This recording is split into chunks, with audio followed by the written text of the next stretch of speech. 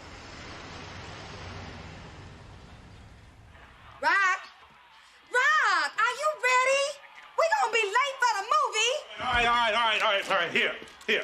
I'll hide the sodas in my coat pockets, right? And you hide the popcorn. You hide the popcorn under your clothes, right? If anybody asks, tell them you're carrying twins. Son, why don't you put some butter in your shirt pocket? It should be melted by the time you get there. Hey, what's up? Mr. and Mrs. Emerson, can Erica spend the night? Her parents said it was okay. I don't see why not. I love that perfume. It smells like popcorn. Yes, thank you. My husband gave it to me. Hey, wait a second. You two are going out. Are you asking me to spend my night minding these kids? Oh, come on, Pop. We'll be home before you know it. It is not my idea of a fun evening babysitting a couple of ankle biters who don't think that good music is womp, is it here? Womp, is it here? Actually, it's whoop. There it is. Whoop. There it is. Whoop. Oh, please don't leave me. Daddy, we are sorry, but we have to get going.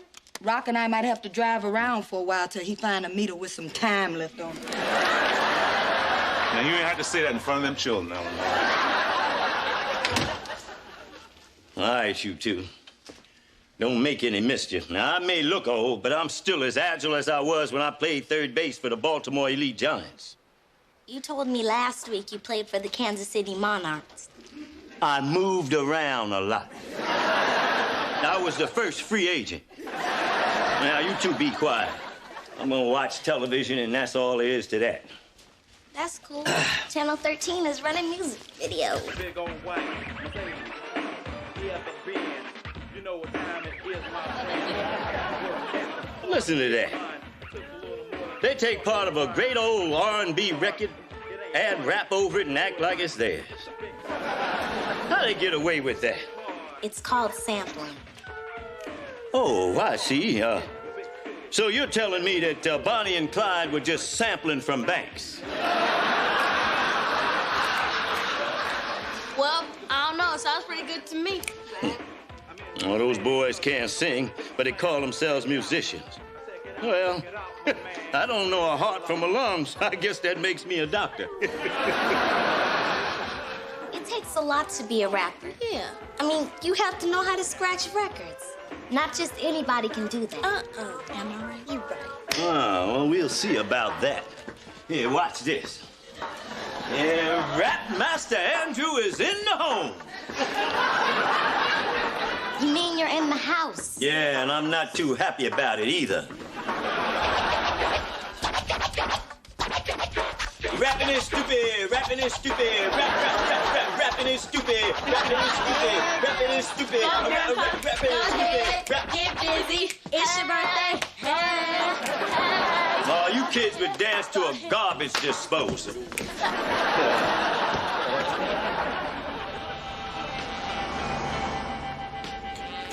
Yeah, I ain't lying to you, man. So Dizzy Gillespie looks me dead in my eye and he says, son, you're gonna be the greatest trumpet player that ever lived. Joey, is that story true? That is absolutely true. Except it wasn't Dizzy Gillespie. It was my mother. No, now, cause... Rock, you shouldn't have made all that fuss at the movie. Yeah, but they lied in that ad. Rock, they didn't lie. When the theater says they give you a free soda with a large popcorn, they mean it has to be their popcorn. Oh, Joey. You never kick me out. What? Why can't I hold on to a woman? Listen, Hewlett, let me tell you something about women. Women are emotional, they're moody, and they do not know what they want. So no matter what, it's an impossible situation. Or maybe the problem is you driving a red Nova with a great door. Now, Joey, that Nova has taken you to the track a few times. Yes, and I have pushed that Nova back from the track a few times. Hey, Joey. Hey, Joey, make me another Joey Kamikaze. Uh-oh, they ready for another Joey Kamikaze. Now y'all get to see me me juggle. All right, for your kamikaze entertainment, we will juggle a lime, a shot glass, and a chainsaw. Oh! Oops, we're out of chainsaws. I have to juggle another line. Here we go. Y'all ready? Here we go. Watch me break it down. Watch me break it down.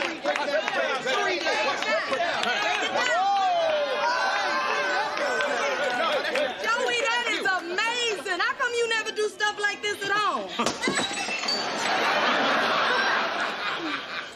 Because sometimes that happens. That's it, show's over. Thank you. Eleanor, do you see what's going on here?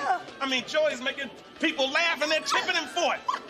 And look at him, he's smiling, having a good time. I think he's actually found a job that he likes. Well, Rock, you really are happy for him, aren't you? Hell no, I'm happy for me. Oh. I mean, it means I don't have to support him anymore. I mean, just think, he's gonna move out of the house, Eleanor. I mean, we're free at last. Thank God Almighty, we're free at last. Rock, now look, I want you to stop thinking about your wallet for just a second. Maybe you should be going over there and telling Joey just how proud you are. Yeah, that's a good idea. And while I'm at it, I'll ask him how many boxes he needs to get his stuff together. Hey, look, Joey, I want you to know how proud I am of you for holding down a job. Hey, you're like the brother I never had. I mean, Joey, look at this. You know what I mean? Joey, you were born to be a bartender, man. You're great at it. And you obviously love doing it. Love, right? I don't know if love is the word that I would use. I think the word that I would use to best describe my feelings for this job is hate. I really hate this job. I'm talking about a deep, bitter hate, the kind that makes your blood hot and makes your skin crawl, the kind you go to bed with at night and you wake up with in the morning. It's still there, eating away at you, gnawing at you like little red ants on roadkill. But other than that, things are pretty good, huh? There you go, boss man. All right. Oh, now that was a slam dunk there. Hey, Michael Jordan can take a few pointers from this brother here, huh? Hey, Joey, what do you mean you hate this job? Look, you're the life of the party. Rock, people say I'm the life of the party just because I tell a joke or two. Although I may be laughing loud and hearty deep inside, blue. So, Rock, take a good look at my face. You'll see my smile looks out of place. And if you look closer, it's easy to trace the tracks of my tears. Oh, come on, Joey, what are you saying? I'm saying Smokey Robinson must have been a bartender, Rock. I'm doing this. This is an act, Rock. I'm just doing this to make tips. But Joey, whatever it is you're doing, you are really good at it. Oh, yeah, I must be. Yeah, boss just told me to watch the place while she was out of town. There you go. Then the boss has confidence in you. I don't care what this boss thinks. I don't care if she ever lets me back in this joint again. I'm gonna quit. Well, wait a minute now, Joey. Hold on now. You're great at this job. Look at that tip jar. Look at all the money you're making, Joe. You're almost like a regular, normal, working guy. Hey, Rocky, you ain't gotta get nasty. Joey, haven't you figured it out by now? Figured out what? That it's all right to be miserable as long as you're making a living? Yes, thank you. You got it. Life is not all about feeling good all the time. It's about hard work and putting up with a lot of crap just to survive. Rob, stop, honey. You are depressing me. Now, if Joey really hates the job this much, maybe he should quit. Yes, I do hate it. That's what I'm saying. This ain't me. Look, it just doesn't even feel right, you know? Well, then do something to fix it so it does feel right. Do you think when I first got my job as a garbage man, it was perfect for me? Many of us felt so, yeah. Well, it wasn't. But I found a way to make my job more fun. Or I'll never forget the day I brought home my first perk. A perfectly good lawnmower blade. And he tried to turn it into a ceiling fan. See, what I'm telling you is, find a way to make the job fun for you, Joey. Find a way to make this place somewhere you really want to come to every night. Put your personality into it. Charlene's grateful about the business you brought in. I'm sure she'll be willing to let you do that. Make it fun. Oh, man, I don't know. It's not gonna be easy, Rock. Well, you better try, Joy, because I ain't supporting you all your life. Well, what if you found a way to make supporting me more fun, then... All right. I'll do it. So I'm sitting with Jesse Jackson, and I say to him, Jesse, I'm just gonna throw this out. Now, I know it might be a crazy idea, but when you're making your speeches, try rhyming. Hey. Hey, y'all. Hey. Where have you been? What are you girls still doing up? Oh, that's my fault, Eleanor. Oh, these little ones just couldn't get enough of my stories. They didn't know that George Washington Carver was such a practical joker. Yeah, Daddy, but it's so late. Oh, okay, but just one more story. Let me tell you about the time I was arm wrestling with Dr. Ralph Bunch. I'm going to bed, baby. Good night. Can we go too? Please. Of course you can. Sheila, I'm never spending the night over here again. Daddy, Yeah? please don't take this the wrong way, but not everybody enjoys your stories the way you do. I know. Work like a charm.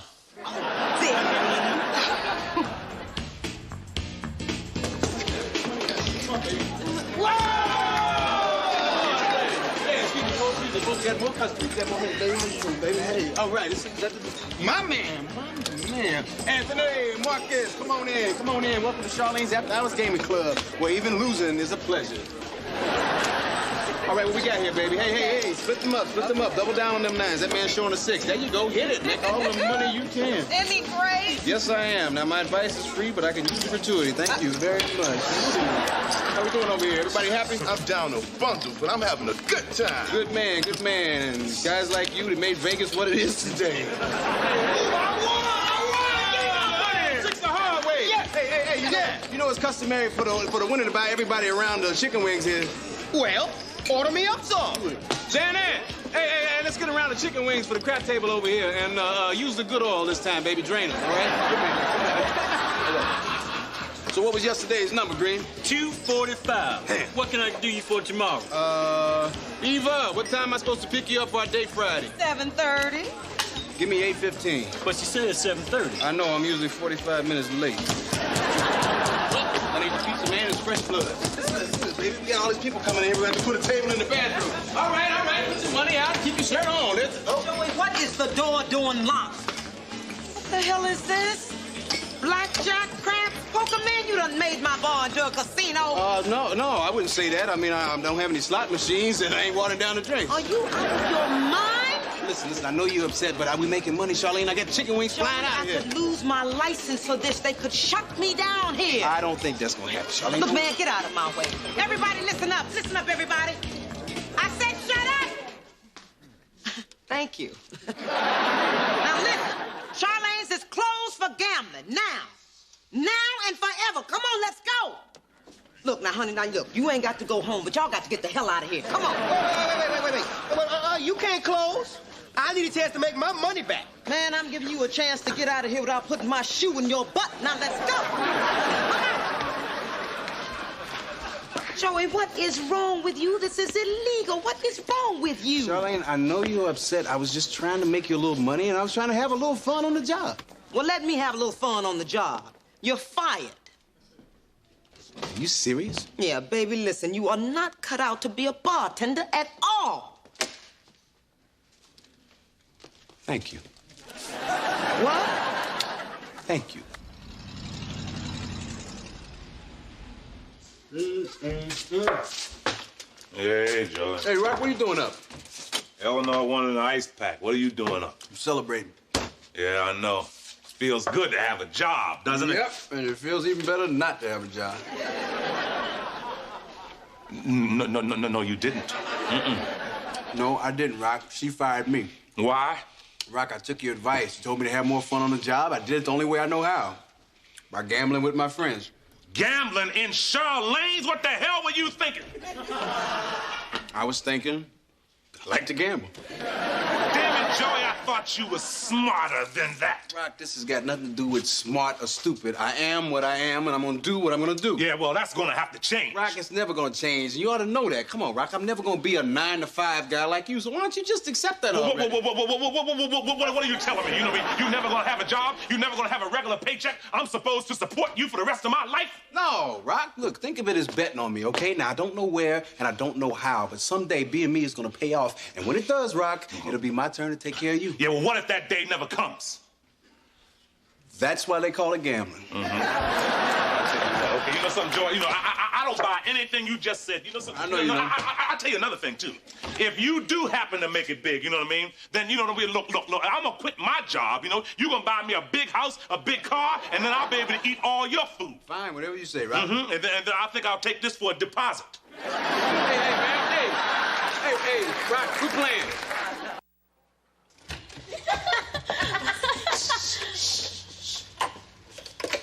Good, he's taking a nap.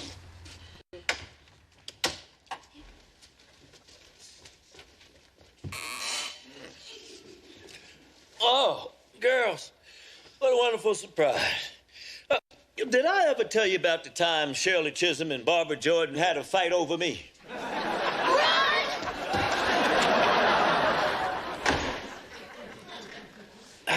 Now, that's what I call babysitting.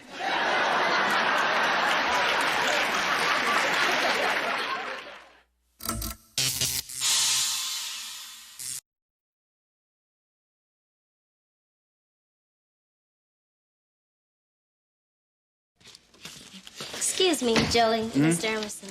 Since the dishes are done, can I go over to Erica's? Sheila, let me ask you something.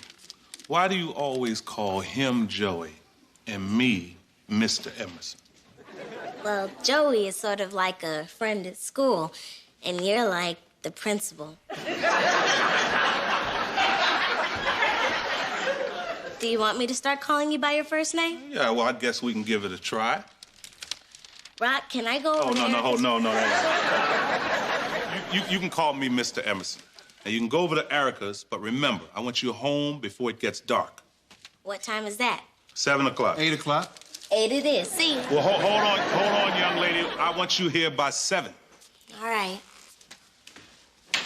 Joey, what are you thinking? By 8 o'clock, it's completely dark outside. Rock, look, I will bet you $10 that tonight the sun sets closer to 8 o'clock than 7 o'clock. Okay, let's check it out. Let's look at the paper. Let's check it out right in the paper.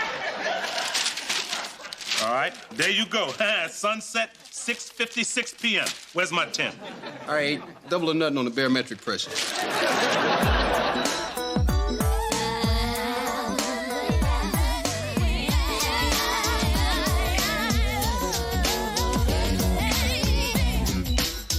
There's a man with no future, so it seems, can't live out his dreams.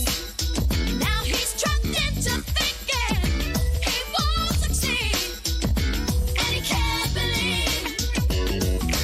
Live your life today, oh yeah, not for tomorrow, not for tomorrow. Live your life today. Well, did you find her? No, we looked everywhere. Okay, the kids left Erica's house at 6:30 to get ice cream, right? All right, we checked the mini mart, the video store, the schoolyard. Where else could she be? It's 9:20 now. If she's not home by 10, I'm calling every house in this neighborhood. Look, here she is. Oh, thank God! Oh, man, that's Pop. Damn. Oh, this is terrible. Well, if you want me to move out, just say so. Daddy, we were just worried because Sheila is not home yet. Oh, no. Hey, people. Well, we're glad to see you. Sheila, Baby! are you all right? Sure, I'm all right. I was at the movies. What were you doing at the movies? Sitting in the dark eating overpriced candy. Sheila, come here. Now, you were told to be home by 7 o'clock. That's right. Now, you go upstairs to your room and think about what you've done while we decide how we're going to punish you. Before I go, let me say this. I was wrong, and I'm sorry I worried everybody. I love you all very much. I didn't realize how lucky I was to have people who care about me. Nice Okay, we look, we gotta come up with a way to punish her. Well, the best way to punish kids is to take away their privileges. Hey, that's perfect, Pop. We'll take away something she likes. Wait, hold it, Rock. Don't you think that's a little harsh? I mean, come on, all she did was lose track of time. It's not like she broke one of your big rules, you know, like throwing away the toothpaste before it's been squeezed in a vice. Let me tell you something. You no job, no money, having nothing. I hope you realize when we go up there, we've got to put on a united front. That means you have to agree with everything I say. Yeah. Who's getting punished here, her or me? Dad. Did Joey and Rock ever get along at all? Oh, sure, when they were kids. It was October day, mid-60.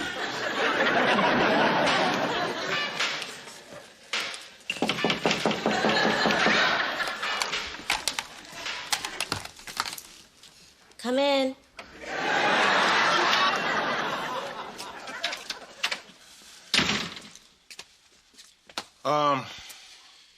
Sheila, we were worried about you tonight, and what you did was irresponsible. So Joey and I are gonna have to punish you. Right. Oh, cool. You got a Tetris. Hey, you ever play Super Mario Brothers? Sure. Hey, let me ask you something. Why they plumbers? What's up with that? Hey, Joey. Huh? Oh, yeah, okay. Hey, look, Sheila, when we give you a curfew, you're supposed to obey it. I know. I'm sorry. But look, we don't like doing this, but we're gonna have to teach you a lesson. So we've decided to take away something you like. Mm-hmm.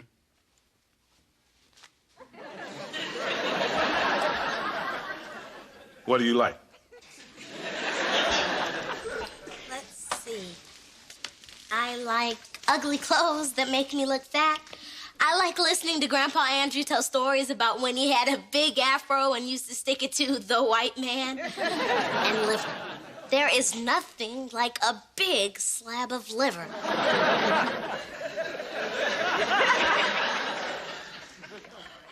Yeah, right.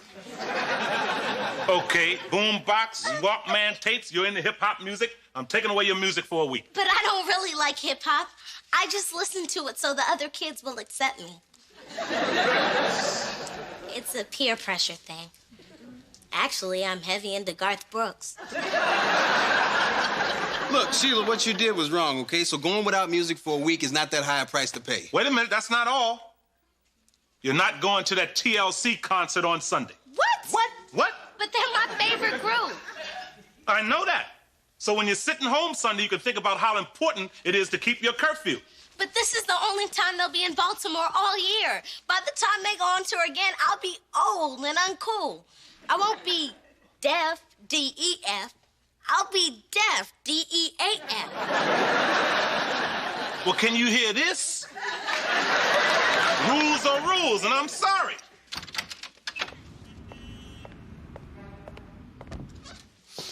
Oh, hey, Eleanor. What are you doing? Oh, I'm filling out this questionnaire I got from the Democratic Party. They want my opinion on how President Clinton is doing at running the country. Oh, is that what he's doing? I thought he was White House sitting. Daddy, come on now. Now, here's the first question, see? What do you think of President Clinton's handling of the economy? Well, I think he's handling it right into the ground. At the rate he's going, everyone will be unemployed, including his own family. His brother Roger Clinton will be on the street with a sign, "Will promise not to sing for food." Impossible. For 12 years, you complained about Reagan and Bush. Now that we got a guy in there who at least admits that the country has some problems, you all up in his face. Well, to tell you the truth, I kind of miss Reagan and Bush right now. Oh, Daddy, stop it now. Well, at least they were honest. They said, we're Republicans, we're rich, and if we got anything left, we'll trickle it down to you. You a mess. You know that, don't you? Hey, Sheila, honey, how you doing? Okay. All right, now. Mrs. Emerson. Yeah. I want to ask you a question. Mm-hmm. You like Motown, right? Oh, yeah, the Four Tops, the Temptations, the Marvelettes. Oh, yeah, girl, I loved all those groups. Well, there are a whole bunch of hip-hop groups that sound a lot like them. Oh, I know. I'm hip. Jodeci, Boys to Men. Oh, yeah, I keep up. I may have shoes older than they are, but I keep up. Well, Jodeci has a video coming on right now on Channel 5, if you'd like to see it. I bet it's a good one, too, huh? We should watch it. Yeah.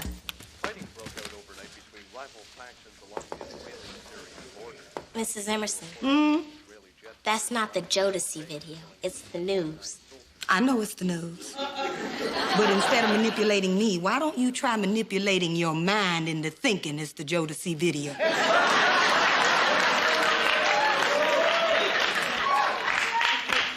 Please let me watch the video, please. Sheila, don't even try working those big, brown, sad eyes on me. I was a little girl once, too, you know. I know all the tricks of the trade. What?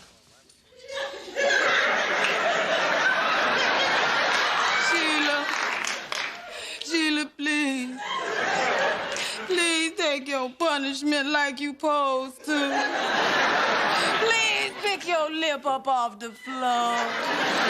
Please. All right, I give. Please, Sheila.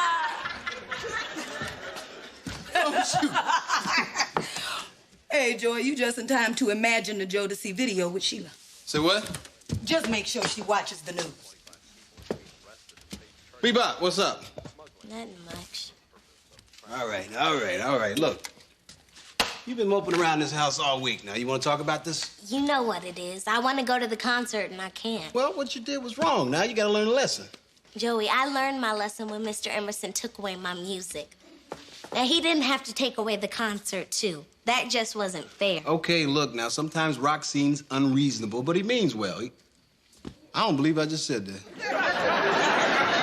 Come on, you know how I feel. Yes, I know exactly how you feel, Sheila. One time when I was your age, Rock was babysitting me, and I wanted to go to an Orioles game, right? I wanted to sneak out. Rock said, no, it's against the rules, it's against the rules. See, Rock was old for his age. When we used to play cops and robbers, Rock was the judge. So did you just stay home? No, I didn't just stay home. I called my boy Eddie, and he called Rock and told him he just won a free pizza. He had to go pick it up, right? Rock went tearing out the front door. I snuck out the back. It was a classic. Joey, you could be my Eddie. You could help me sneak out to this concert. Yeah, that's a great idea. When Rock finds out, you could help me pack. You said yourself your brother was unreasonable. He's unreasonable, he's stubborn, and he's pig-headed. He's also employed. And he provides me with a meager yet surprisingly satisfying existence here. Joey, think about how good you felt when you saw your brother chasing after that phony pizza. Wouldn't you like to feel that good again? Yeah. Hey, I've already learned my lesson. You know that. All right, I'll do it. I love you, Joey. And I know you'll come up with something good and sneaky. That kid's a bad influence on me. Okay, Bebop, Rock's downstairs. Game's on. You all set? Let's run it down one more time. Okay, I'll be downstairs with Rock, right? Watching the game. You come downstairs and you say... Can somebody please take me to the library? Then you say... Not me. I'm not moving from this seat. Then Rock goes through his whole routine. Joy, you worthless brother of mine. You never do anything around here, blah, blah, blah, blah, blah. Then he tells me to take you to the library, and we off to the TLC concert. You all set? Yeah. All right, ready? Ready. Break. Hey, Rock. How you doing? Shut up. Want some potato chips? Why not? I paid for them. That explains why I never heard of that brand.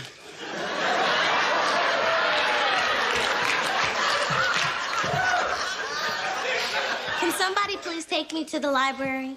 Not me. I'm not moving from this seat. Okay, come on, I'll take it. What about the ball game? They just announced it was rained out.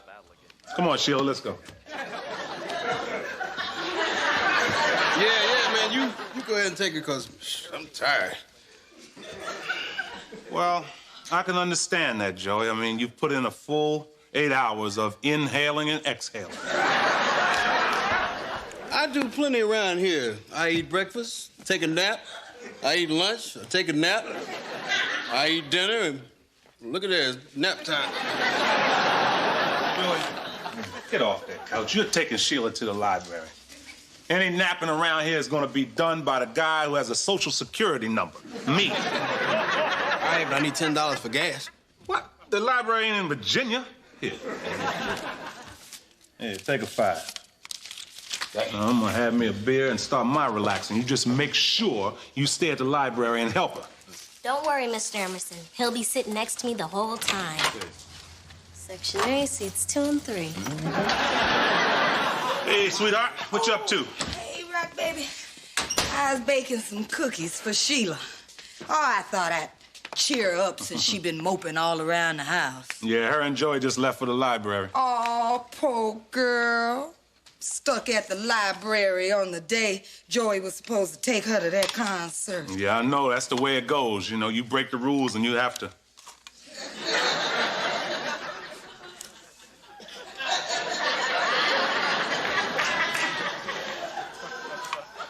The concert's today. Yeah. Joey! Joey! Joey! He tricked me. It's like Eddie and the free pizza all over again. What are you talking about, Rob? I can't believe that brother of mine. He sat right here and put on this big act like he didn't want to take Sheila to the library. Next thing you know, I'm sending him out to the concert. Even gave him $5 to get gas. Rock, baby, the tank was full.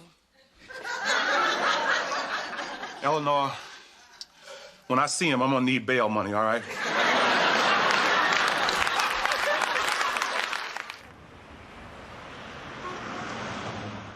Okay, thanks for looking again. Yeah. See, I told you. They never even showed up at the library. Well, you called it, Rock. That does it. You know all those cookies I baked for Sheila? I'm gonna eat them all myself. So, geologically speaking, the Pleistocene era was relatively recent, huh? You mean the Mesozoic era was millions of years before the Pleistocene? That's right, M before P. That's how I always remember it. Oh, so Hey. sounds like you two had a good day at the library. Oh, yeah, we studied geology, biology, you know, all the other major ologies. Oh, that's good, Joey. You know, I'm glad to see you taking an interest in Sheila's schoolwork. Mm-hmm. So you were there the whole time? That's right. Except for when we stopped there to bite to eat. Oh, yeah? Huh. Where'd you go? Went to that burger place across the street. Oh, is that right? What'd you have? Had a burger, Rock. With cheese? Yep. Ketchup? Yep. Onions? Mm-hmm. Did you have pickles, Joey? I mean, did you have, pickles on your burger? Did you have pickles, Joey? I don't think your interest in pickles is sincere, Rock. What's up? I'll tell you what's up, Joey. I don't believe you two ever went to the library. And if you didn't go to the library, then where could you have gone? Let's see. Could you have gone to All right, we went to the TLC concert. Joey, you ruined it. That was the big finish he was working up to. Young lady, I'll deal with you in a minute. Joey, you and I have got a big problem. Wait a minute, Rock. Now, before you get on your soapbox, let me say something here, okay? You got the wrong idea about raising kids. Now, being her guardian does not mean being her warden. Sheila? Look, Sheila, I'm about to scream at Joey. Would you mind leaving the room, huh? What the hell's the matter with you, Joey? Rock, the punishment should fit the crime. Now, you went too far by not letting that girl go to that concert. Joey, I might be inclined to agree with you if you hadn't been so childish, so irresponsible, and just plain stupid and snuck her out of the house. You know, so I bet you put her up to this. I did not. She came to me. Oh, Joey, that's an all-time low for you blaming an 11-year-old girl. Why don't you ask her then? Okay, all right. Ask her. Sheila, get in here. You know, I'm gonna tell you what your friend has been saying about you. He said sneaking out to the concert was your idea. It was. Go back in the kitchen. I don't care whose idea it was. You shouldn't have helped her. Joey, You can't let Sheila break the rules just because you want to be her friend. Yeah, no, that's right, Joey. Come on, we promised her father before he went to prison that we would raise her up right. I'm just doing what I think he would want. And I think I'm doing what he would want. Oh, you do, huh? Yes, I do. Oh, you do? Okay. But Sheila, get in here. Sheila, when your father punished you, was he strict like me or lenient like Joey? Lenient like Joey. Go back to the gate. Now listen, you know, I'm not a parent, you know, so maybe I don't know what I'm doing. But I do know one thing. When I look out that door, I see drugs, gangs, and kids in trouble. You know why they're in trouble, Joey? Because the government doesn't give a damn, that's why. And that thing called television could care less about the images of African Americans they put out there for these youngsters to emulate. And there are some adults who don't teach these kids right from wrong. I mean, kids need discipline, Joey, more today than ever before. Rock, I agree with you, but sometimes it works the other way. That's what you don't understand. Sometimes you can be so tough on these kids, you push them right into all that bad stuff. Yeah. Okay, maybe so, Joey. But once the punishment has been set, all of the adults have to stick with it. You cannot let her manipulate us and then play us against each other. All right, maybe I made a mistake. Yes, you did. Now the only way she's gonna learn is if we double her punishment. 2 weeks in the house, no phone, no friends over, no music, no TV, particularly that Fox network. And guess what? You're the one who's going to tell her. Why me? Well, it makes sense, son. You're the weak link. All right, fine. I can be tough. Come on, bring her on. Bring her on. Okay, all right. All right, Sheila, get in here. Do I have to keep coming back and forth like this? It's making me dizzy. Well, Sheila, your friend has something to say to you.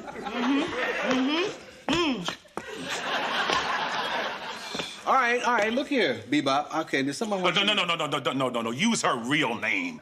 You can't get tough with them little cute nicknames.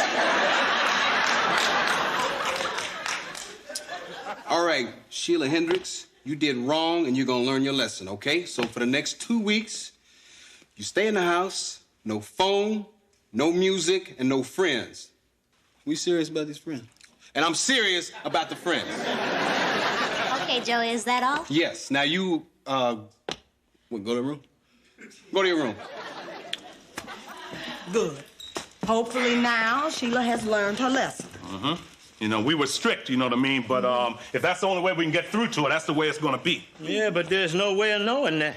There's no way of knowing whether you did the right thing or if you had any effect on her at all. As a parent, the only thing you can be sure of is that you're gonna have lots of worries and make a bunch of mistakes. Well, then what's the point of having kids, Pop? I don't know. Suffering builds character, but there is a silver lining. You can take comfort in knowing that someday your children are gonna have to go through all this grief with kids of their own. Well, good night. This has certainly been a fun day for me.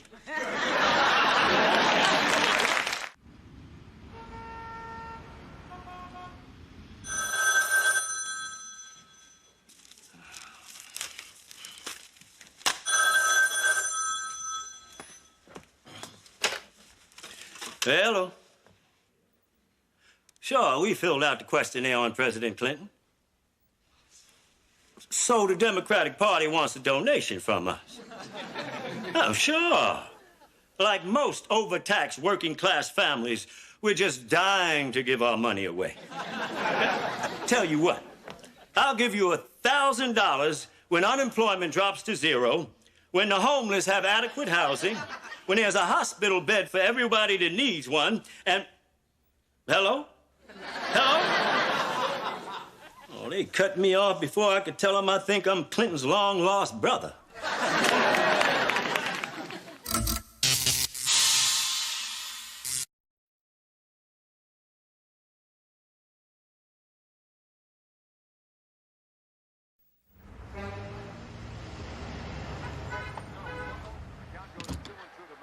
Hey, the baseball playoffs. This year, Pop, I'm watching every single game. All right. Mr. Emerson, did you take your sons to a lot of baseball games when they were little? Oh, yeah, all the time. Night games, doubleheaders. I tell you, Those were the happiest moments of my life. What? Pop, you know you only took us to one game. And then all you did was drive us up to the stadium and drop us off at the gate. You didn't even make a complete stop. Son, this little girl was raised on television and Hollywood movies. Now I'm gonna lose her halfway through the story if I don't give it an upbeat ending. Well, Pop, you don't know that for sure. Sheila, what would you rather hear, the truth or the phony Hollywood version? Is the truth gonna make me feel good? No, but you'll be a better person for it. Every home game? Oh, man, you all right? You better get moving. It's time to get to the hospital. Wait a minute, hold on, okay. Help! All right, I'll get you. Come on, all right, come on. Relax. I mean, it's time for us to go to our prepared childbirth classes, remember? Eleanor. Eleanor, do me a favor. Until it's actually time to go to the hospital, would you please not use the words, it's time to go to the hospital? I promise. Now, let's get going. All right, babe. All right, listen. Look, Eleanor, I mean, do we have to go, to tonight's the baseball playoffs? Well, Rock, you told me you were excited about going to the childbirth classes with me. Well, yeah, I am, baby. I am. I'm really looking forward to it. Then come on, let's go. You told her you were excited about going to those classes? And you criticized me for making up stories?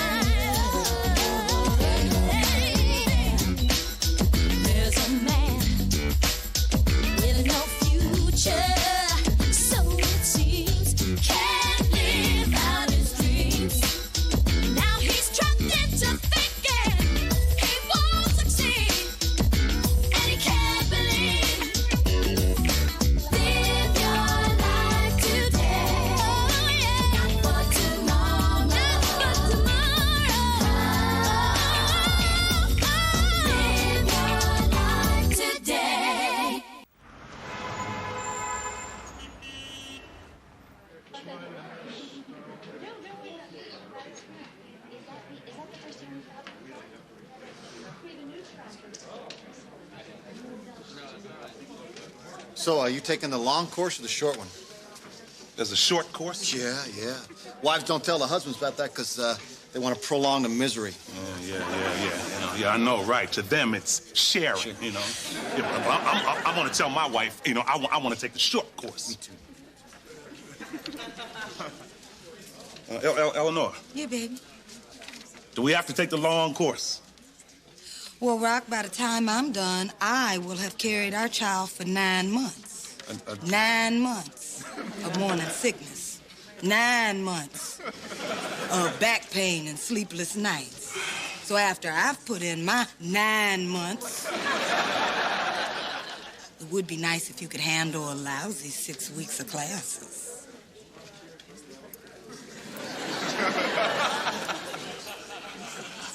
9 months. I got the feeling I'm going to be listening to this for a lot longer than 9 months. Okay, let's get started. Class, I'm Angela Burke, and I'm going to be teaching you mothers all about childbirth. And you fathers will learn everything from how to pack your wife's overnight bag to how to cut the umbilical cord. All right, I'm getting the hell out of here. Now, let's begin tonight's lesson with an example. And there's a high fly ball to deep center field. I apologize for my husband. He's a big baseball fan. Right, yeah. Hey, what's the score? What's the score? You know, I can't wait to tell our child how his father put his birth ahead of everything else in the world. Well, if it's a boy, he'll understand about the playoffs. Let's get down to business, okay? First, I'd like to find out what everyone knows about labor and delivery. Now, at what point during labor should you go to the hospital? Well, when she's hollering and screaming and carrying on and everything like that. Gerald? When the contractions have been coming 5 minutes apart for at least an hour. That's right. Okay, now who can tell me how long a typical labor takes? 6 to 48 hours. There are exceptions, of course, but you did say typical. Rock, see? Some husbands take this class very seriously. Yeah, well, some other husbands are going to have to talk to him in the parking lot. Let's give somebody else a chance. Rock, say your wife's water broke at home. What is the first thing that you would do?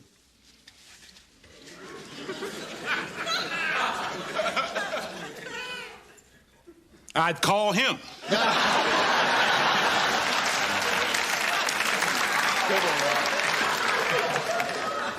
Rock, this class is not a joke. Now, tonight while I'm at work, I want you to read these pamphlets on childbirth and think about how important this class is. And in the meantime, please try and pay attention. All right, David. Okay. Rip can just hit a double off the wall. Look, I can't get into that right now. I'm sharing.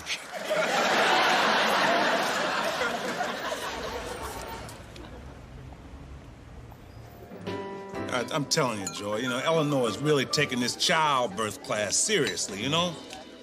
I don't know why I have to learn all that stuff. Yeah, you know, I think Pop's generation had the right idea. Just knock the woman out and let the man hang out in the waiting room and pass out cigars. But I guess today, they consider that insensitive.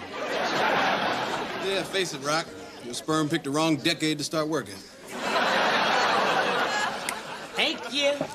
Thank you. Thank you. Thank you. Now, the next time I tell you I can balance a quart on the toothpick, maybe you'll believe me.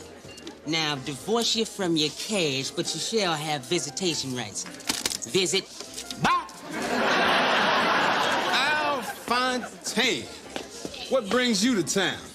I had to come back and get a few things that belong to me. Your 5s, your 10s, your 20s. Hey, Elliot, get my man out another shot of whatever he's drinking here. Joy Emerson buying a drink. Mm-hmm. Where'd you get the cash? Your older brother increasing your allowance? Hey, man, I saw you raking in all that cash on your little bar bets. Yeah, you a high roller now. You must be driving, what, a Pinto? You ain't still upset about that little $500 I took from you in Live's poker. It was $493. Damn, you exaggerate everything. As I recall, you were awfully close. You had a pretty good hand going. Man, I just got lucky. I see what you're doing, all right? You're trying to suck me in your little bar bet. I ain't having it. So you saying there's no room in that dust-ridden pocket of yours for a crisp, fresh off the mint $100 bill? You name your game. Come on, let's go. Hot call. Come on, you got it. Let's play. Oh, hell no, we ain't using your deck. Hey, Elliot, get my deck out of here, okay? All right. Yeah, you had to come all this way to lose your money. Bam! 7. Bam! 10. Where are my manners, man? Let's use your deck. That's okay. Here. We'll use this, man. Regular exercise can strengthen the muscles and help relieve discomfort during pregnancy. Remember also that your baby needs lots of oxygen during pregnancy, so proper breathing is very important. Let's practice our breathing. Where have you been? I'm sorry. I'm really sorry, baby, but something came up at work. What, you had to rush the garbage to the landfill before it spoiled? No. I really had to stay late, baby. See, you know, we were, we had a lot of paperwork to fill out, you know, and so we had to, discuss that, and okay, baby, you got me. I don't want to be here. Well, we just better buy a whole lot of books for you to read to the baby, because you sure are bad at making things up on your own. You see, in this exercise, the husband helps his wife to relax each muscle. Through his touch and his words, he communicates his love and support. Get on away from me, Rob. I don't want you touching me right now. Miss? Yeah. She won't let me communicate my love and support. Hi. Oh, look at this. We have a special guest tonight, everybody. Meet Gerald and Susie's brand new baby girl, Maya. Oh, Well, hey, I mean, hey, but you said your wife was only in her 8th month. I mean, can't that be kind of tricky? Tricky isn't the word for it. There was a moment during delivery when everything was out of control. The baby's heart rate went down to almost nothing. Oh, my God. Yeah, it was touch and go for a while. The doctor was looking worried. The nurses started dragging out all this equipment. I thought we were going to lose her. Well, damn, I mean, what did you do? Well, Rock, Angela covered that in class. What they do is give the mother oxygen to bring the baby's heart rate up. I must have missed that part, you know. Once they gave me oxygen, everything turned out fine. Thank God we took this class, or we would have been even more scared than we were. Yeah, the more you know going into that delivery room, the better off you and the baby are going to be. Well, the baby's okay now, right? Oh, yeah. Maya made it through because, bottom line, she was a healthy baby. And I really think that's because we took this class and did everything right. Oh. Susie, can I hold her, please? Yes, of course.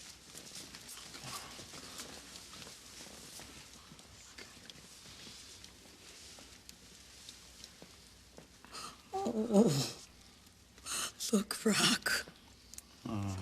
She's so precious. Yeah, look at that big-headed little baby.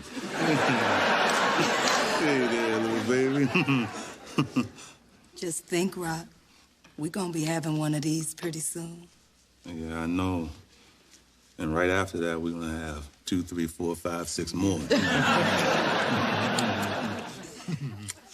Okay, everybody back to work. We got a lot of ground to cover. Okay, let's go. Let's go. Yes. Jim, you don't want me to come over there, do you? No, I really. Breathing and massage. Good.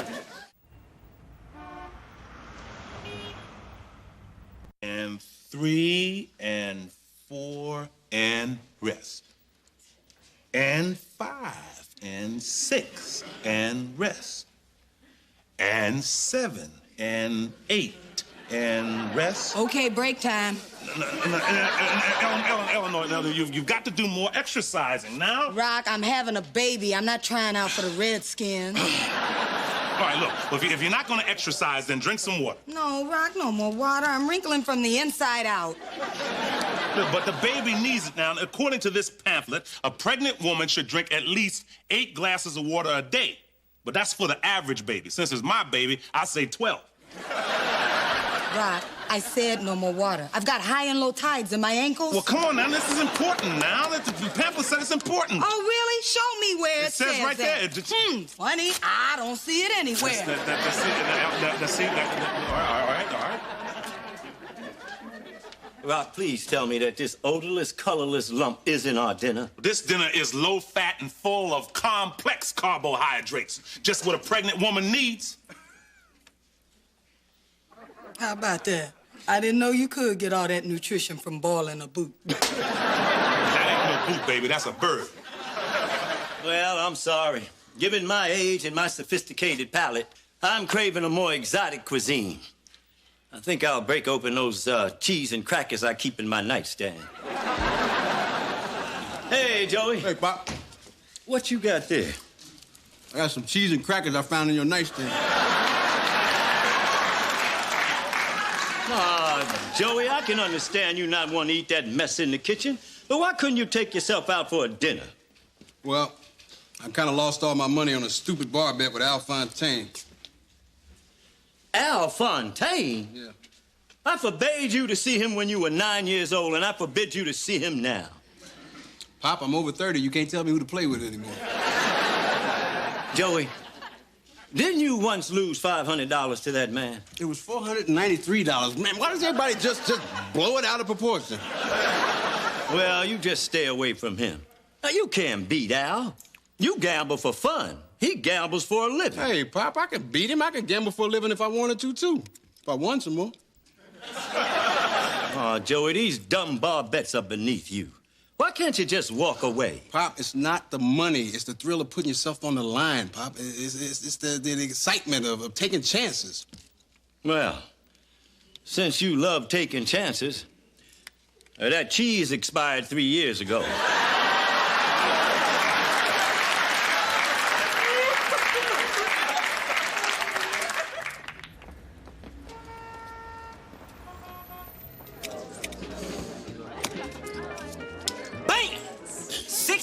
6. Pay up my man. All right, who the next victim of it is? All right, Al. I'm ready for a rematch. Joy Emerson, my personal ATM machine. I think I'll make a withdrawal this evening. Put your money where your mouth. Joey, can I see you a minute? Son, now don't take this the wrong way, but I've been sitting here for an hour and I've watched Al clean out 6 people.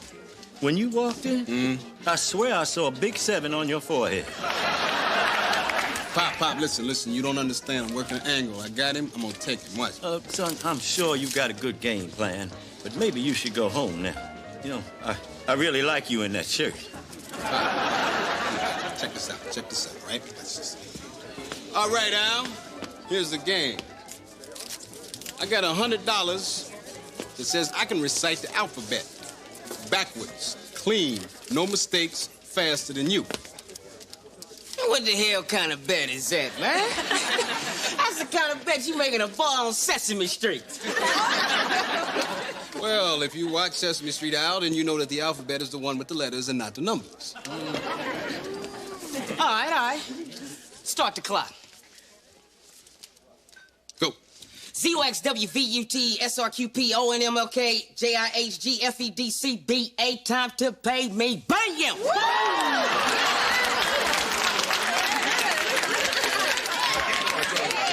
All right. Enjoy yourselves, but the game ain't over. Joey. What? Fake an injury. Take a dive. Start me off, Al. Go! ZYXWVUT SROQP NMLK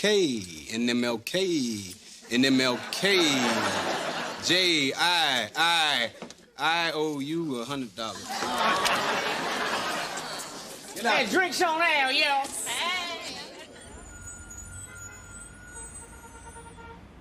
Mrs. Emerson, the movie's starting. Oh, good, Sister Act. I just love this movie. It's just what I need after a hard day at work, a good laugh.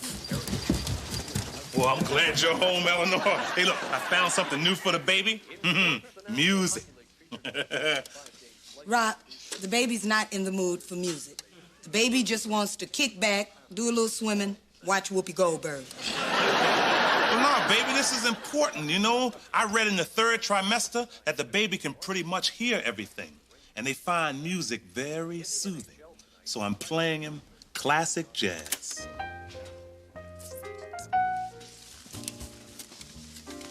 You don't have any choice now. But when you get out, I'll play you some SWV. Yes, I will. Rock, I was about to watch a movie. Okay. If you don't want to listen to music, then do something for the baby, like take a nap. I'm not sleepy right now, Rock. Well, then get sleepy. You can get sleepy if you want to get sleepy. No, Rock, I can't get sleepy right now because I'm all worked up. Someone's got me all worked up. And do you know who that person is that's got me all worked up, Rock? Do you know who that person is? Eleanor, a simple no will suffice. No. There, I gave you 3. That should suffice.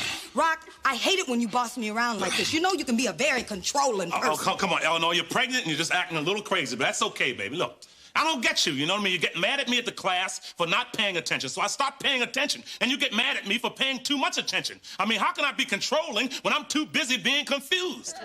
Rock, I didn't tell you to go overboard. Look, I just want to make sure, you know, we have a healthy baby. Look, a lot of people don't realize that the infant mortality rate among inner-city blacks is as high as in some third-world countries, you know? I just want to make sure, sweetheart, that we do all the right things to assure us a healthy baby. Rock, honey, slow down for a minute. Look, now sit down. I work in a hospital, so I know how awful the healthcare system in our country is. Even if you can afford a clinic, as much as they want to, they can't always provide adequate service. And for some sisters, the first time they see a hospital is when they're in labor, and by then, sometimes it's too late. But, honey, you and I can afford good prenatal care. And I've taken all the tests, and there are no problems. Oh, I'm just thinking about Gerald and Susie. Their baby's perfect, and I want our baby to be perfect. I do too, sweetheart. But, I can eat healthy food, listen to soothing music, and nap myself right into a coma. And we still can't be sure what's going to happen. It's not entirely in our hands. Gotta have a little faith. Yeah, I know. I hate that. And Rock, once the baby gets here, there's still gonna be things you just can't control. I mean, what you gonna do? Follow him around everywhere until he grows up? No, damn right, if it's a girl. Oh, honey, sweetheart, it's gonna be all right. Trust me. All right, okay. You gonna calm down? Yeah, I'm gonna calm down. Good. You gonna watch this movie with me? Okay, that'll be fun. Good, because I just love me some Whoopi. Yeah. Hey. She had an ugly wig on in that movie. Stop it.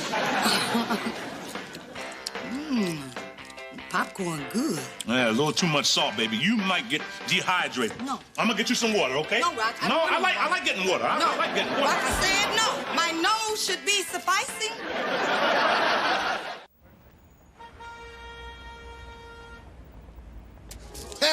Thank you very much, Alan. It's been a pleasure cleaning you out. Hey, Joey, give me a chance now. Sorry, I'm closed. Man, I always give you a chance to win your money back. All right, I'll take pity on you. I'll tell you what, I got $300 right here that says that the next person walking through that door is a woman. Come on, let's do it.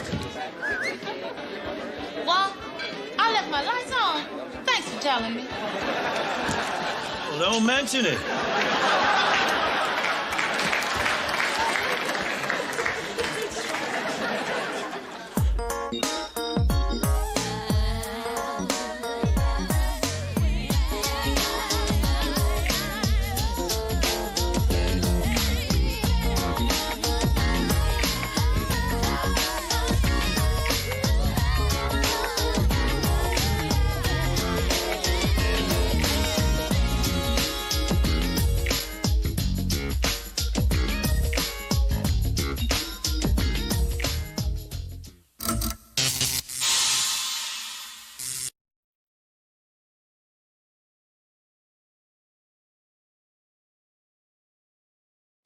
That's 3-0 now, right? Hey, Pop!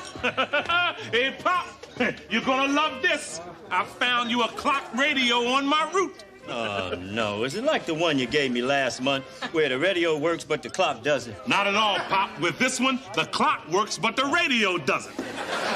So if you tape them both together, you got yourself one great clock radio. That's a great idea, Rock. Hey, why don't you tape a couple of bathtubs together? I always wanted a swimming pool. Yeah, well, at least I gave you something, Pop, huh? What did Joey ever give you, huh? Oh, Joey gives me the gift that you can't find or buy, the gift of laughter. No, now hold it, Pop. That's not fair. Now, Rock did find that Richard Pryor album, and we had a lot of laughs off of that after we taped it together. What if I take your butt to a bus that's headed out of town, huh? Oh, calm down now, Rock. Let him go. I don't want you acting up like this when my goddaughter gets here. Oh, so we finally get to meet your goddaughter, Nina. What time is she getting here? Oh, any minute now. I can't believe that Charlie Banks' little girl's all grown up. When Charlie and I were working for the railroad, we had an agreement. If Charlie died first, I'd watch over Nina. If I died first, Charlie would watch after Joey.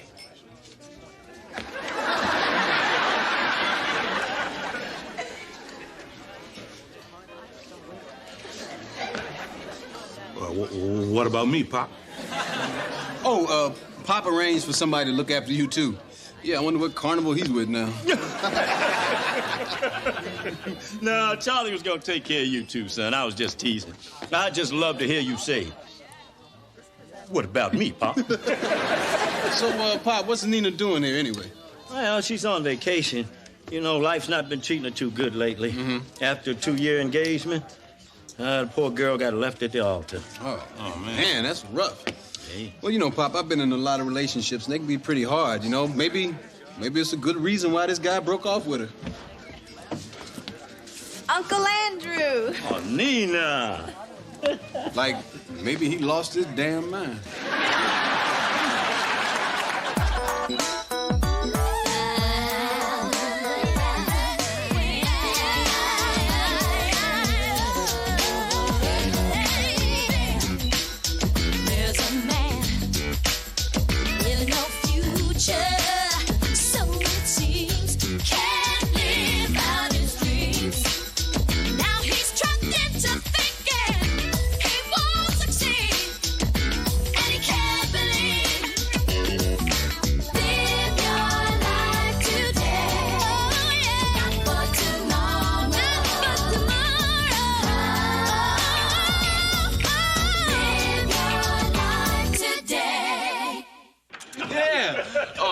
lot has changed in Baltimore since the last time you were here. Oh, the new Blacks and Wax Museum opened up. It's incredible. It traces our history all the way back to slavery time.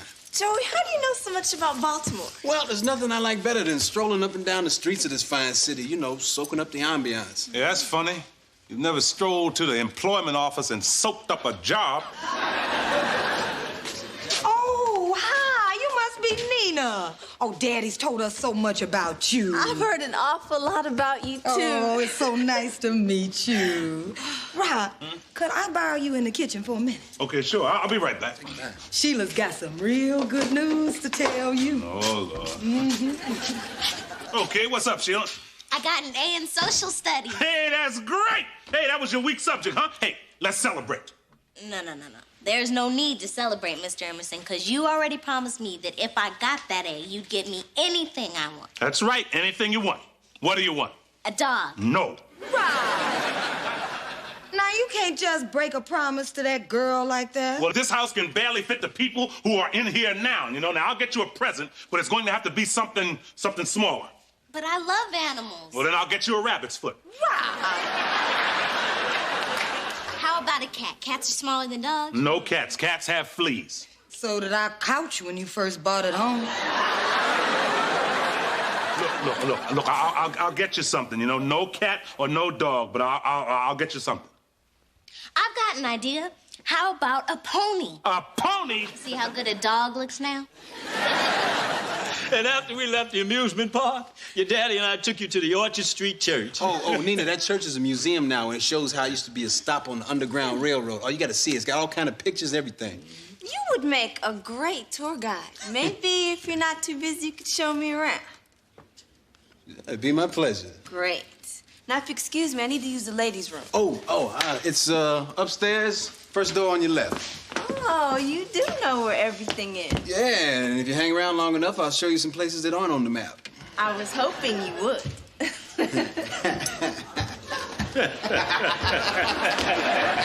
Joey. Yeah, Pop. When you lay one hand on that girl and I'll kill you. Say what? Now, you listen to me. I've always gotten a kick out of your reputation as a ladies' man. But I promised Nina's father that I'd look out for her. So I'm telling you to stay away. Pop, what are you worried about? Well, my goddaughter is very vulnerable right now, and I know how you are with the women. I don't want her to get hurt. All right, okay, I promise. Hands off. All right. Joey. Hey. I just saw your baby pictures up there. You had the cutest little dimples on your baby behind. I still got them. But now they're on my face. Oh, hey, Eleanor! Sheila! Eleanor! Hey, baby. Hey. I was in the park trying to coax a pigeon into a shoebox, and I saw this in a store window, 40% off. It was like a vision. Well, what is it? It's a parrot. You know, the salesman said it used to be owned by a very nice family, you know, the Hendersons. Where did they keep it? In their dryer? Oh, come on. Now, he just looks a little ragged because he's 100 years old. And he doesn't, he doesn't talk much since his stroke. Okay, I'll just let him fly around my room. Well, he can't fly either. The man in the store said it would upset his ulcer. All right, let's welcome him into the family.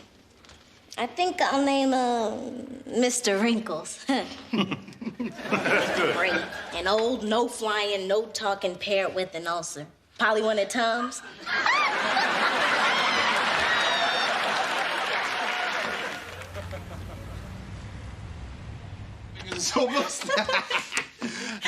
Thanks for the ride back. I had so much fun. Oh, I had a great time, too. Okay, good night. Where are you going? It's too early. Why don't you come in for a cup of coffee? All right, we'll have a cup. This is just what I needed to get my mind off my engagement breaking off. Yeah, I know exactly how you feel, boy, because I was in a relationship with a woman that I really cared about, and it didn't work out. To be honest, Nina, you're the first girl I've been with in a while that's helped me forget about her. I had a great time being with you, too. Listen, for what it's worth, I think that guy was a fool to walk out on you. I mean, you're an intelligent and a beautiful woman. Joe, you don't have to say that I'm beautiful. But you are. I mean, you got those great little specks of brown in your eyes. You can really see them when they catch a certain light, too. Is that mocha? Is it, what is it? What are you making, Cafe Vienna? Joey, come on. We both know what it is we want. What's the real problem? Do you have a girlfriend? No. Are you gay? Yeah, there you go. I'm gay. I said, yeah, as a matter of fact, I was about to ask you if you had a brother. So you're telling me if I took my clothes off right now, it would have no effect on you? I'm not that gay. Nina, I promised my pop I wouldn't do this. Joey, in case you haven't noticed, it's just you and me. Your pop isn't here right now.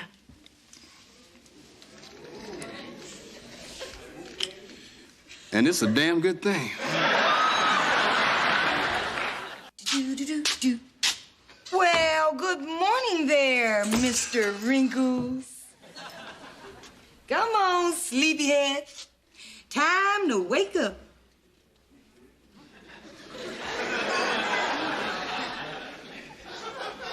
Mr. Wrinkle?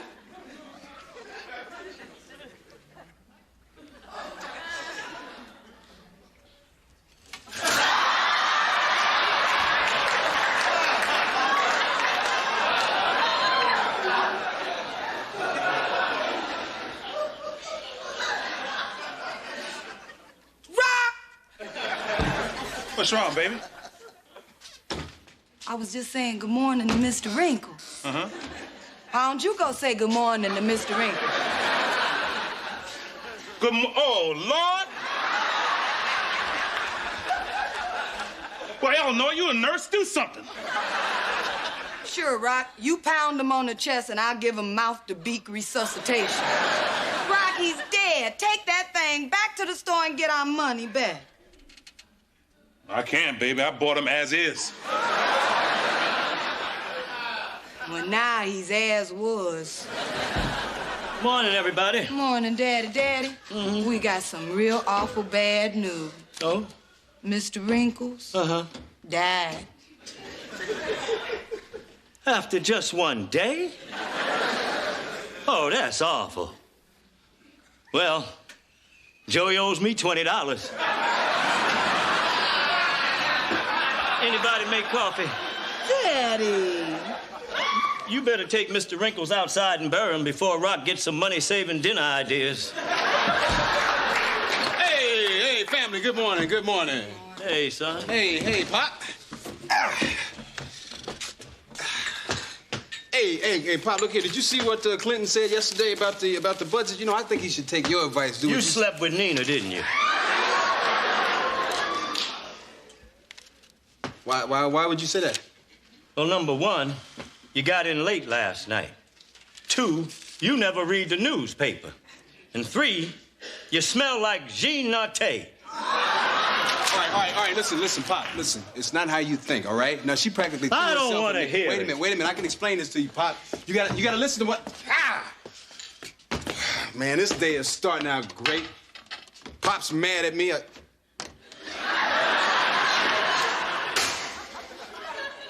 I lost $20 on this damn Mr. Wrinkle. Hey, Sheila.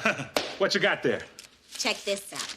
Last night I got this library book that said parents were stimulated by mirrors, so I'm gonna see if I can get Mr. Wrinkles to do something exciting.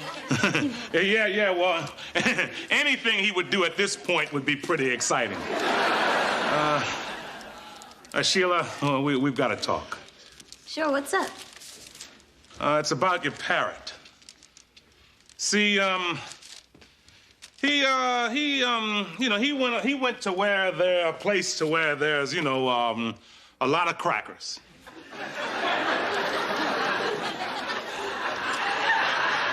He went to Alabama?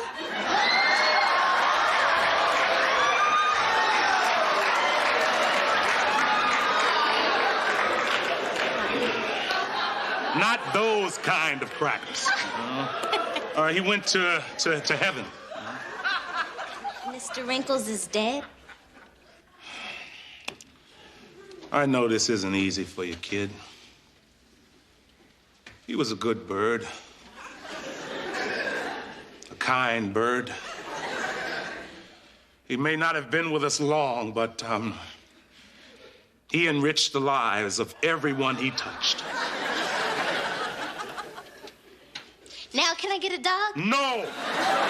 Please, Mr. Emerson. It's the only thing that could help me get over this loss, this terrible loss. Oh, Sheila, come on. Don't do this to me.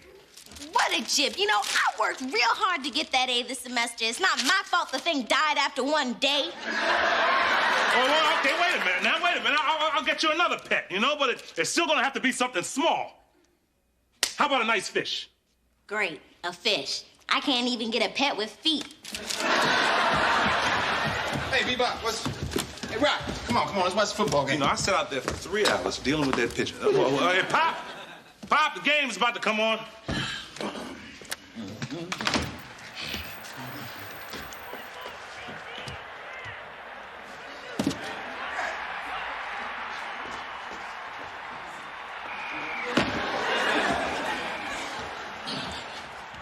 You know, Rock, it's been a long time since you and I had a chance to spend some time together. Remember when it was just the three of us? You, me, and Eleanor?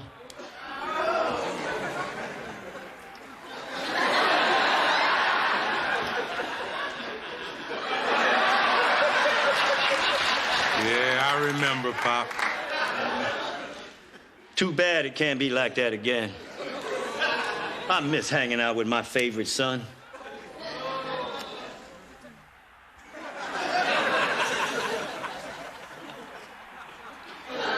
You talking to me, Pop? Of course I'm talking to you. Hey, Pop. Remember we got tickets to that Redskins game? We down on the 50-yard line. No, I don't remember. Rock, could you pass me some chips? Oh, sure, Pop. Oh, thank you. I'll never forget you for this, son. Okay. Alrighty, okay. Let's cut this out, Pop. No, not yet. Not yet, please.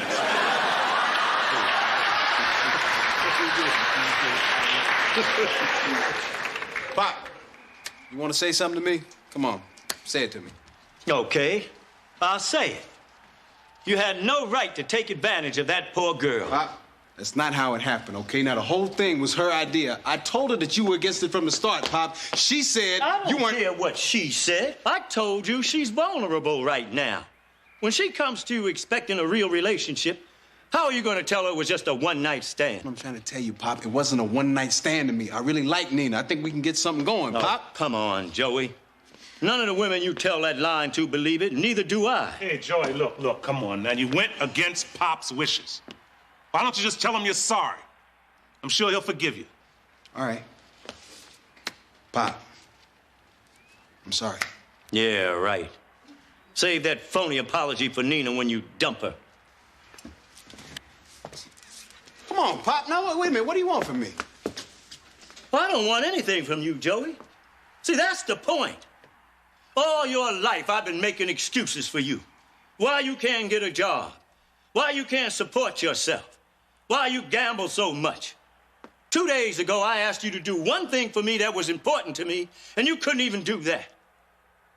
You can always count on me, but I can't count on you to do one thing. Oh, come on, Pop. Now, come on. Calm down now. This is getting a little out of hand.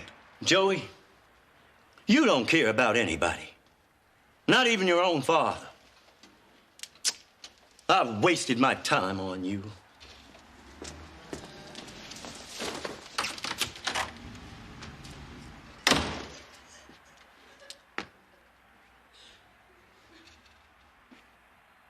Yes!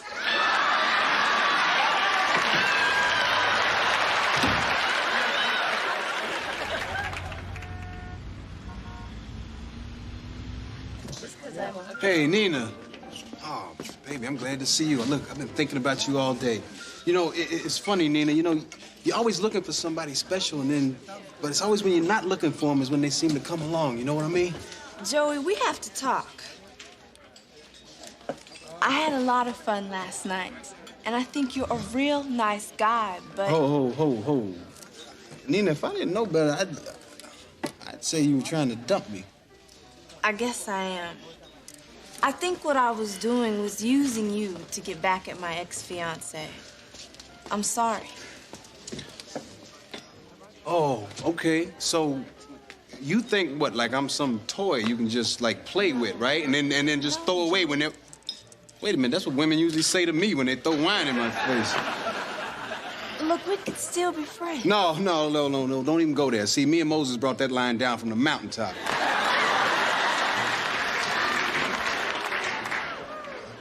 I'm sorry, Joey. Oh, Nina, what are you doing here? I was just talking to Joey. I'll see you later, Uncle Andrew. All right.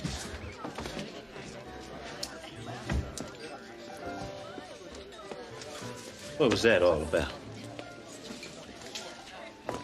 She just dumped him, Pop. What? He wanted a relationship, but she didn't. Really? Yeah, he's hurting, Pop.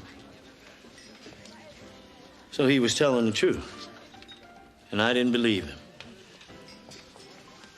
Hey, Pop, now I could go over there and cheer him up, but I think it's better if you did. Oh, I don't know about that. I'm still mad at him for breaking his promise to me. Well, wait a minute. Hold it right there, Pop. You're not perfect either.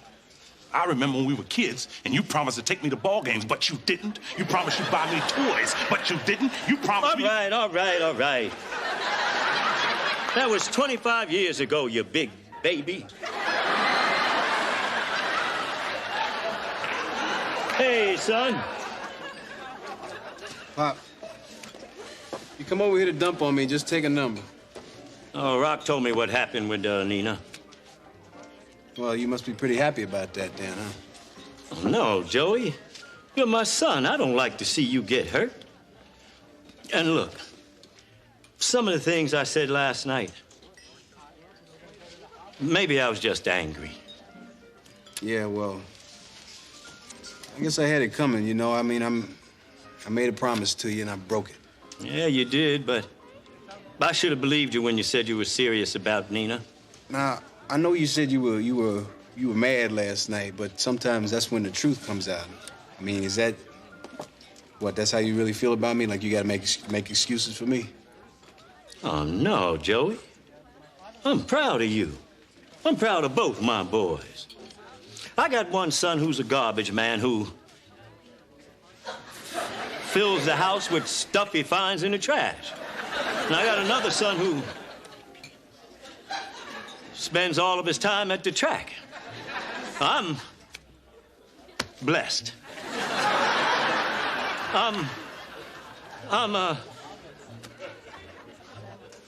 Let me buy you a beer. Hey, Pop. Can we forget this ever happened? Deal.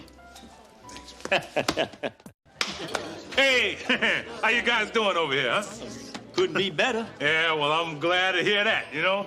Hey, Pop, what do you say I buy both you guys a beer? Rock's buying me a beer. I look that bad? Oh, he wouldn't do it out of pity. Maybe he found some change in the payphone.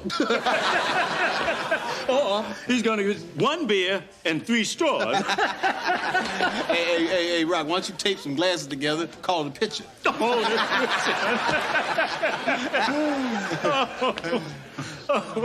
I knew I'd find a way to cheer you up. Yeah, well, I'm glad I could help.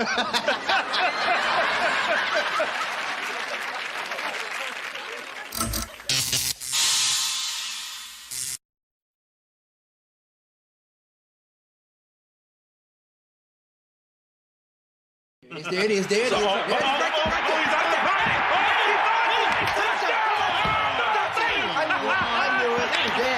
28-7. My only hope now is the other side changes its team position to Dr. Kevorkian. See, Joy, look, Joy, see, look, you gotta have patience, man. Football is a game of inches. Hey, guys, the Washington Redskins cheerleaders. Oh, there they are. Look at here. Yeah, cheerleading. That's what I call a game of inches. I'm talking 36, 24, 38. You're right, 38. Boy, I like a woman with a big onion. It brings tears to my eyes. Mine too. Yeah, you want a butt big enough to put your beer on. No. It's got to be big enough to put the beer on one cheek and a remote control on the other, so you can slap it and switch it.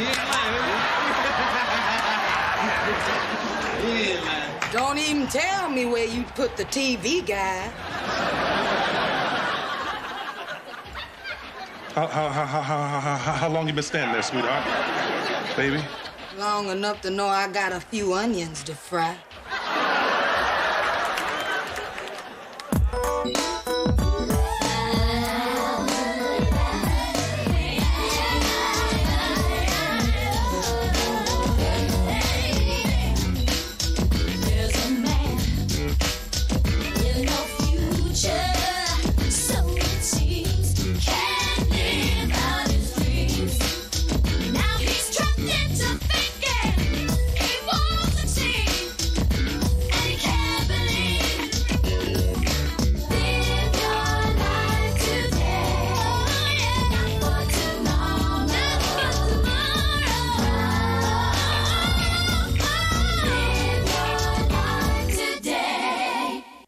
I can't believe the way you all talk about women.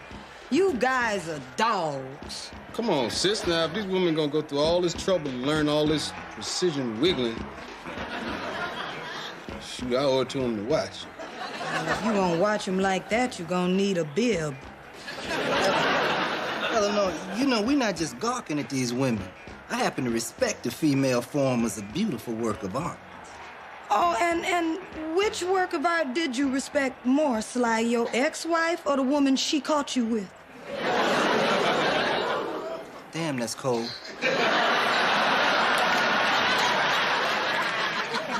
Rock, you've been awful quiet throughout all this. Yes, I have.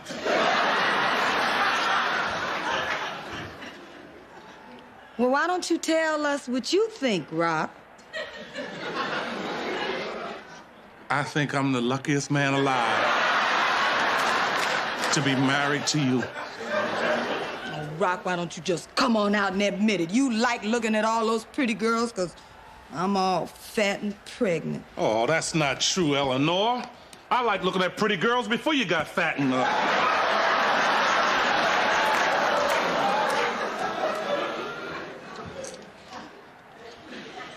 Can I start over? Rock, you're trapped. Why don't you go ahead and chew off a leg and limp to safety? Come on, Sly. Let's go get some food and go to your place. I'm ready. You know, I expect this from Joey and Sly. But I'm surprised at you, Rock. Oh, come on, Eleanor. I'm not doing anything wrong. I mean, come on, these girls are cheerleaders, you know? I mean, they're paid to dance and look pretty and stuff, you know? I was just watching them. Rock, how would you like it if you were doing your job and a bunch of women watched you in this way? Imagine you emptying a dumpster, and there's a crowd of women standing on the sidewalk, gawking and hooting and hollering at your every move.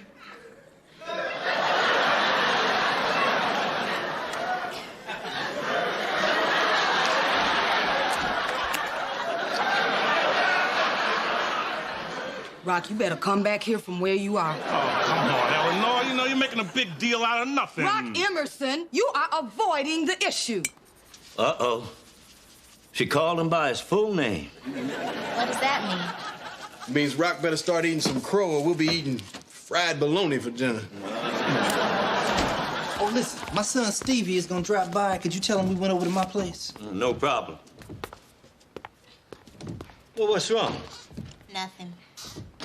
You know, I hate it when married people fight. I'm not gonna get married until I find a boy that agrees with everything I say. Oh. And what will you do when he comes out of the coma?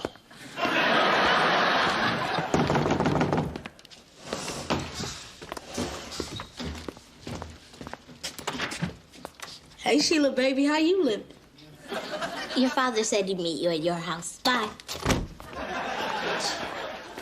Hey, Sheila, what's your problem? You know, you look real fine in that shirt. Fits you so snug. Wish I was one of the buttons. So do I. It'd be a lot easier to lose you. You know, you and your friends are real tired with your little comments. Don't you guys ever stop and listen to how stupid you sound when you talk to girls? It's not stupid, it's a compliment. Besides, it's like my father says, a female form is a work of art. Yeah, well, here's something my father says. Get out my face.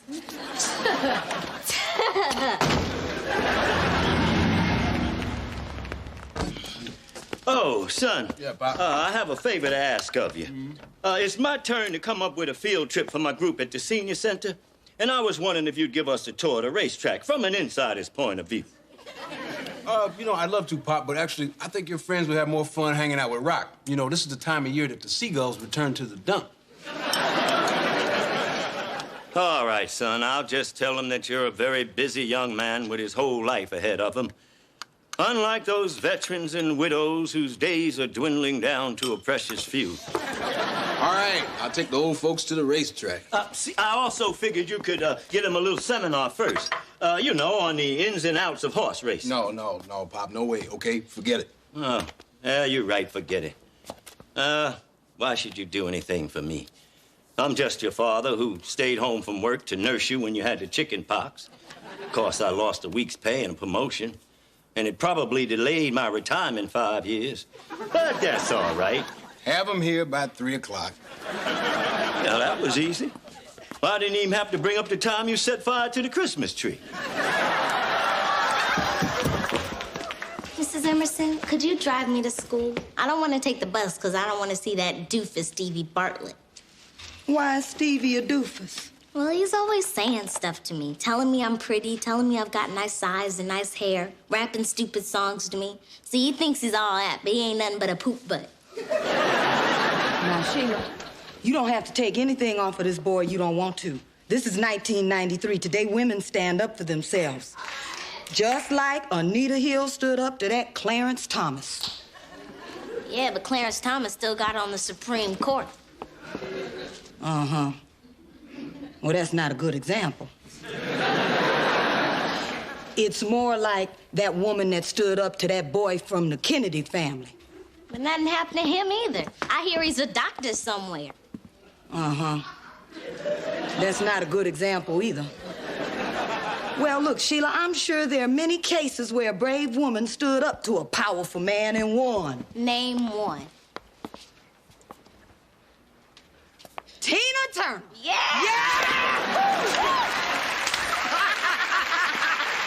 Tina Turner. Now, see, the point is, women are no longer the weaker sex. This is our time, and we coming into our own. Well, you're right about that. We are fighting back, and we not taking anything off of anybody. No, we aren't. We're standing tall, standing proud, and taking charge of our own lives. Take your time, sister. Mm-hmm. Now, no matter what happens, you gotta fight for your right. Now, you gotta make it clear to Stevie in no uncertain terms that he should leave you alone. You're right, Mrs. Emerson. I'm gonna talk to him. Now, that's the spirit. You know, if us women would just stick together as sisters, we could rule this world. Then what would we do with all the men? We'll line them all up along the highway.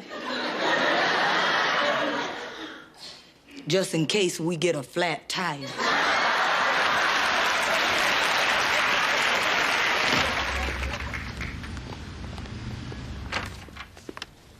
Oh, good.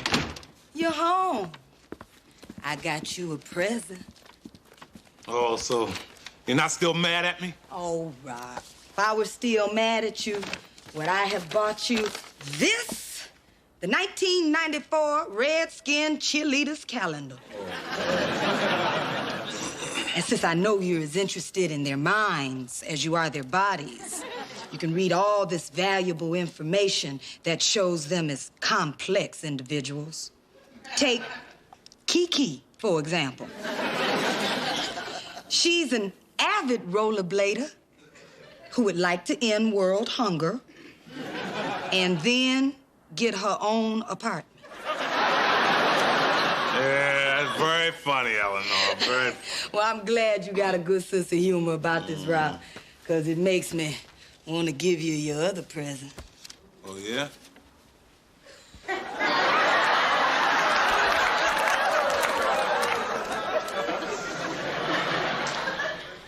Now, Eleanor, you know if I wear these, I'll catch my death of cold. I'll keep you warm. What did you have in mind? Oh, I was thinking friction heat. Baby, you know what I like. Oh, man. Let me go get rid of this call. I'm gonna find me an answering machine. Hello? Yes, this is Mrs. Emerson. What, is she all right? Well, of course we will. Yes, goodbye. What happened? That was Sheila's teacher. Sheila got into a fight at school. Was she okay? Oh, Sheila's fine. But for the next few days, Stevie Bartlett's gonna be sucking his lunch through a straw.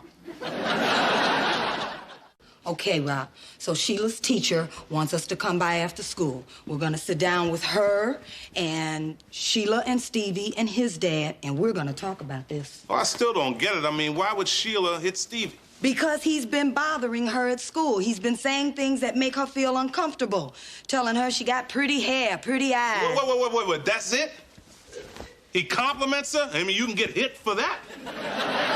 Rock, if she doesn't want him saying these things to her, he shouldn't be saying them. I agree with that.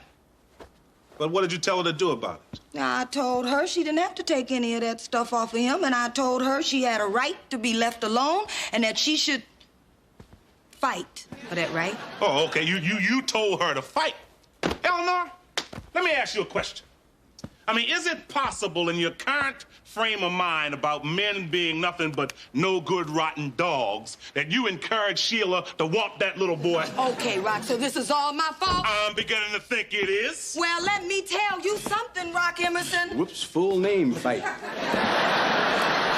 I did not encourage Sheila to hit that little boy, but if she hit him, she must have had a good reason. Well, wait a minute. Come on. We're talking about little Stevie Bartlett here. He's a good kid. Well, Rock, even good kids can be misguided. I mean, there are a lot of bad influences out there. There are a lot of movies and videos and music today that give kids the idea that it's cool to disrespect women. Well, no, I don't like that stuff any more than you do, but that's beside the point. Stevie didn't start the fight. Well, look, Rock, it's hard to explain. Maybe if you could see it through Sheila's eyes, you'd understand. All right.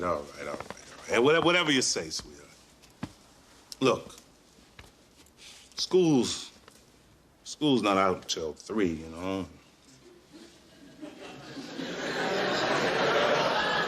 Which means we still have a little time to,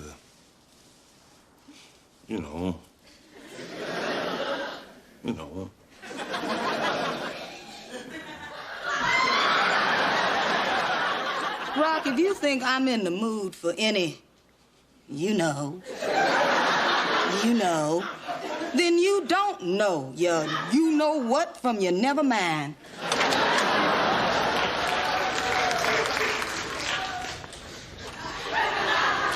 I wasn't in the mood anyway.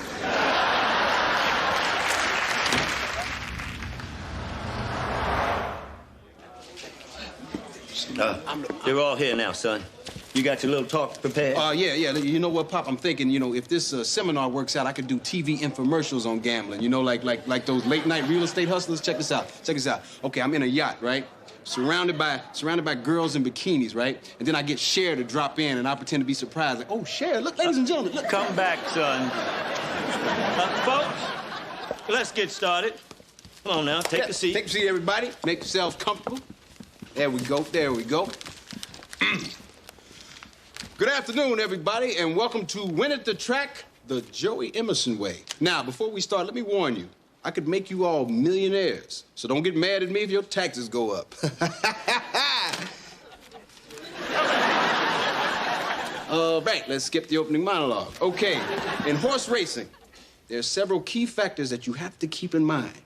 Track conditions, weights of the jockeys. Excuse me, what qualifies you as an expert on horse racing? Yeah, how much money have you actually won at this? No, gambling is not about winning or losing. Like I said, it depends on track conditions, weights of the jockeys. How much do you think he makes? He shares a room with his father in his brother's house. I know. His father has suffered plenty because of this boy. One year, he set fire to the Christmas tree. Hey, okay, hold on. Let's take a little time out here, okay? Pop, please. So what'd you do? Did you tell these people every detail of my life? Son, one thing we discovered at the senior center is you can only lie about how successful your children are for so long. All right, let's move on. Okay, folks, how many of you actually know how to read a racing form? Oh, so that's the way it goes. You sit around reading a racing form while your pregnant sister-in-law waits on you hand and foot. I don't see how you sleep at night. Excuse me. Could the students please hold their comments till we get to the question and answer period? I hear his brother tries to get him jobs and he just laughs at him. I think you ought to stop reading the racing form and take a look at the want ad. Hey, I look at the want ads, okay? It's just that all I see are desk jobs, and I happen to be creative. I happen to be in a What the hell am I explaining this to y'all? All right, now, hold it. I didn't bring you all here to hurl insults at my son. Well, Andrew, we're only repeating the things that you've said 100 times. Yeah. I'm not saying they're not true. I'm just saying don't repeat it to him. We don't need a seminar on horse racing. When I go to the track, I bet on whichever jockey's wearing the color of money. Green. Oh, that's interesting. You know, I think in professional gambling circles, that's known as the stupid method. Do you want to take this out? People, let's not have another ugly incident like at the Oktoberfest. Now, let's get going. We don't want to miss the Daily Double.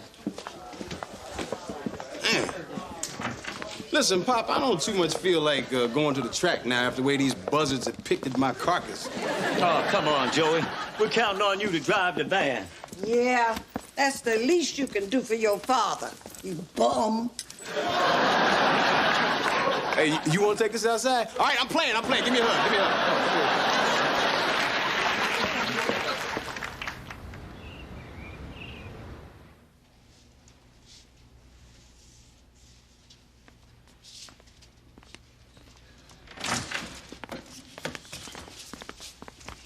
Sheila, honey, are you all right? I'm fine. Oh, what were you afraid of? Stevie's eye was gonna break her little hand? Oh, that's real cute, Sly. Want to see if your onion breaks my little foot? No, come on. Right. If she so much as touches me, I'm suing you for $2.1 million. Well, then everybody better calm down. Look, the point is, Sly, neither one of us knows what happens between these kids, and neither do you. Everybody knows Sheila beat up on him. Now, Rock, get into this. What do you think? Well, I'll tell you what I think. You know what I mean? I think it's a simple case of a child being influenced by a lot of feminist, I'm keeping an open mind. That's what I think.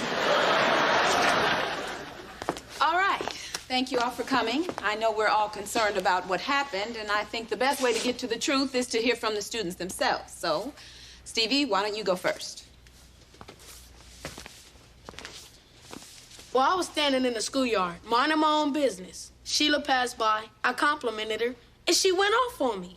Show her your eye. Now, I think he's gonna need stitches. You know, this could wreck his modeling career. Well, if this is about compliments Stevie's now... lying. This isn't just about compliments. See, he told me I looked real sexy in my top. And when I told him to go away, he started singing this song to me. One of the real dirty ones I hate. You know, the kind that call girls bitches and hoes. And when I turned to walk away from him, he grabbed my butt. Now that's when I hit him. Look.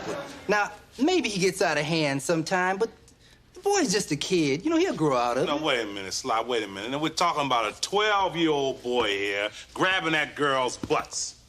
That problem's not just gonna go away like pimples. You've got to set an example for him. I mean, when you're at home watching television, talking about women like they're pieces of meat, I mean, he picks up on that. Rock, you sitting right beside me doing the same thing.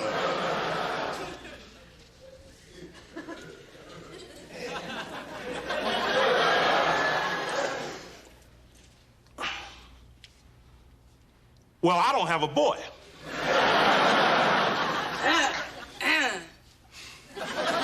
Although I might be having a boy. But I'll know when to stop, from what I learned here today.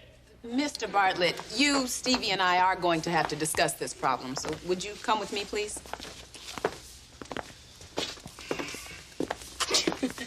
That's nice, huh, Dad?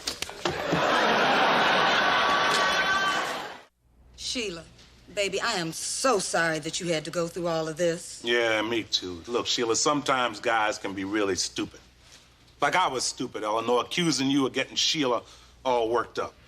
Well, thank you, Rock, and I hope you understand now that all compliments are not innocent, and that if women don't wish to be complimented, men should respect those wishes. Well, now, wait a minute, Eleanor. I don't see nothing wrong with calling a woman pretty. I've never met a woman who didn't like hearing that. In fact, he even gets you discounts at the lunch truck. So you flirting with the lady at the lunch truck? I think I'll wait in the hall.